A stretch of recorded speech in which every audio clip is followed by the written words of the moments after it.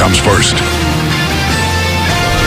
They secured the emergency quickly, and they've got those engines shut down so that those people were safe. Our top story at 5 o'clock, tense moments on a United Airlines flight from Los Angeles to San Francisco. Why it had to make an emergency landing here in Santa Barbara.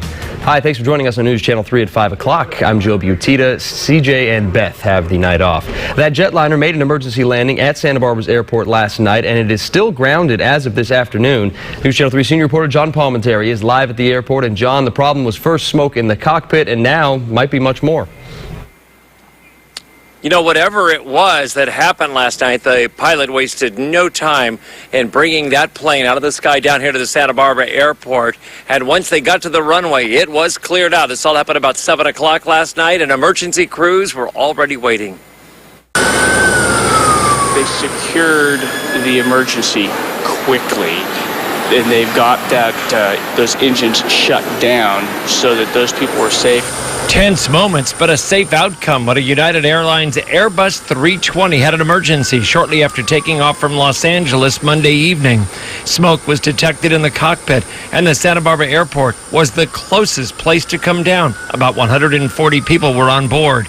Extra fire crews, including specially equipped foam trucks, were waiting on the runway and in touch with the crew. The aircraft rescue and firefighting crews in radio communication with the captain did a complete 360 around that plane to check for obvious external, indicators of a fire or smoke. One smoke coming out of an engine, that engine shut down, smoke dissipated, so they troubleshot it well and quickly. The passengers have now moved on, but the jetliner remains grounded. This jetliner should have been at the San Francisco International Airport around 8 o'clock Monday night. Instead, it remains here in Santa Barbara. Mechanics are going to come out to determine whether it has a minor problem or a major problem and when it will be safe to fly once again. Any passenger who had left the plane in the secure area of the terminal was not allowed onto the replacement plane when it arrived until they were screened by the morning TSA security team.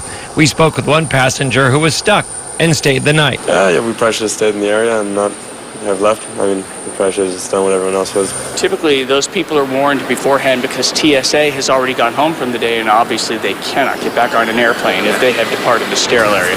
We always maintain the integrity of the sterile area.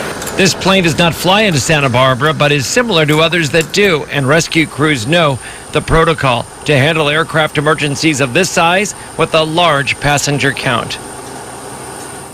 I was just out on the tarmac a short time ago, or at least near there where the glass windows are, and the plane has now backed off of the gate, and it looks like they might be giving it a trial to get it up in the air and give it a flight. It was supposed to go back to San Francisco, as we say. Maybe it'll go back to Los Angeles, but it looks like it's going to be leaving Santa Barbara.